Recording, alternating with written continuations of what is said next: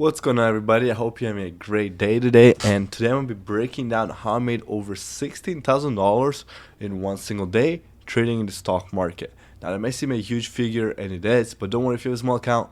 If you keep working, you keep compounding, you'll eventually get there. So today, it was actually a very special day. It was what we call the Super Bowl of the stock market. That is when the Federal Reserve gets together and makes an important decision that will impact the stock market. Now, this decision can be extremely volatile, so it can be very dangerous if you're unexperienced.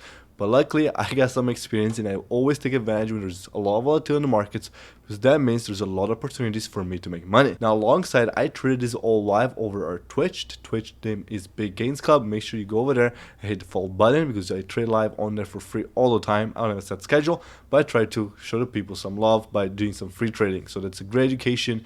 Make sure you're getting it. Of course, if you like videos like this, if you like breakdown, if you learn more about the stock market, the crypto market, everything about finance, make sure you hit the follow and subscribe button down below. Leave a like, leave a comment, and let me know if you traded FOMC. Also, while you're at it, get yourself a little Diet Coke, and let's get started with the video.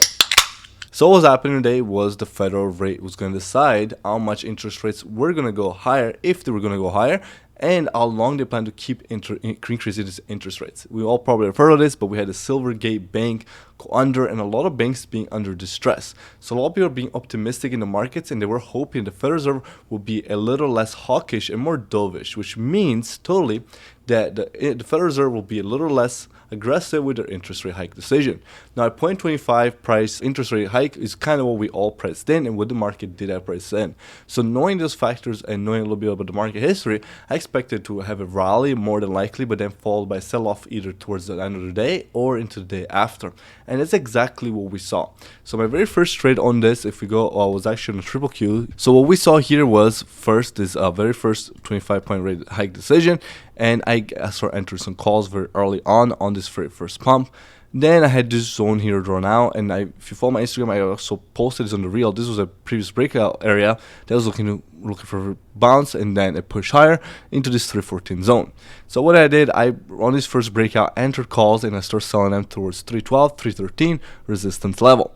Then I waited for this price to rebound here, or this is on a 1 minute time frame, and once it entered the zone, I started loading up calls with a stop loss below this low. So my risk to reward, if you go and take a long position, would have been this box with the stop loss below this low, with the profit target of this 314 area. This is almost a 1 to 3.6 risk to reward. Now, price entered this zone, hit this bounce, and then exactly did what I planned, which was great.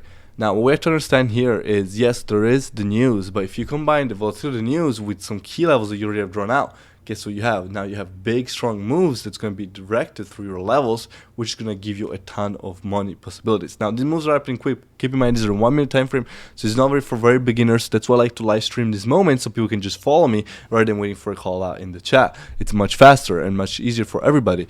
And the price did exactly that. Now, look what happened. Price ranged between these two levels for a bit until, guess what, 230. So what happened at 230? If you're not familiar with 230 is when Jerome Powell, after the interest rate decision comes out at 230, he comes on and kind of breaks down everything about what happened and what they plan to go.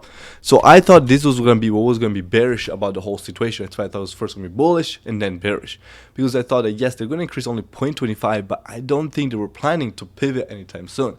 And that's what Jerome Powell said. He said pretty much, we plan to keep increasing interest rates, maybe at a slower pace, but still increase them until we hit our target goal of inflation at 2%. A lot of people were hoping to stop that. But then what you get is something we call stagflation. Let's say you get interest rates, you stop them at a certain point, you don't beat inflation, inflation gets strong and it keeps going higher, and now you lost that fight. But now your interest rates aren't low enough where the banks are really out of the woods, so they're still under stress, and now you're losing in two regards.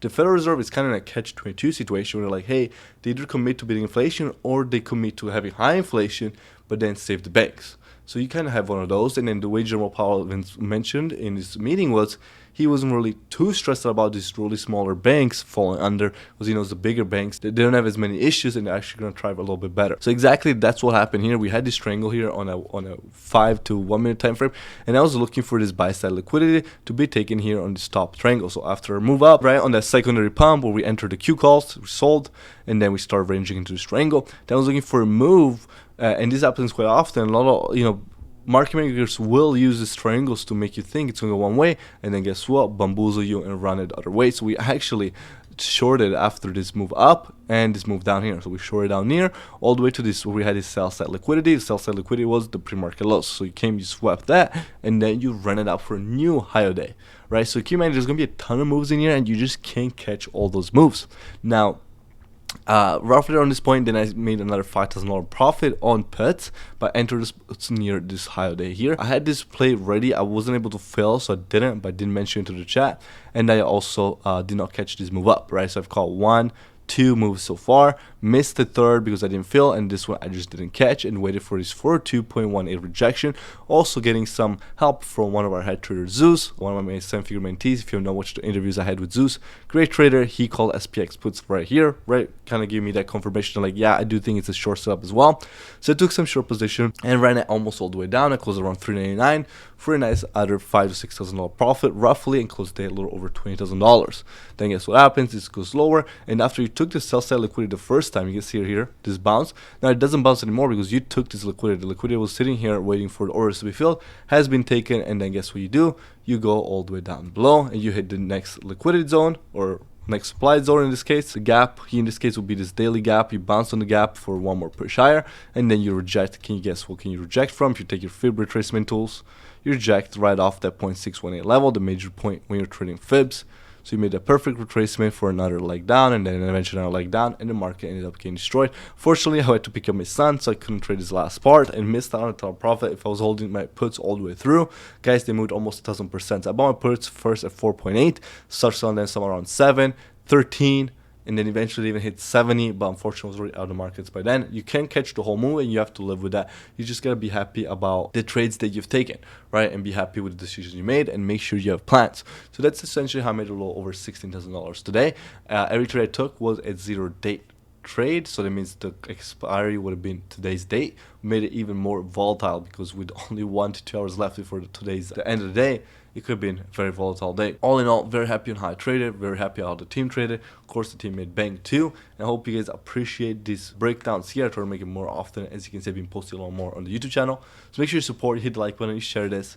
You know, your mom liked the last video you shared, make sure you share it to her again. So make sure you hit the links down below. Join the chat room. We only taking 1 red trade this whole week, which is completely insane. People are making so much money.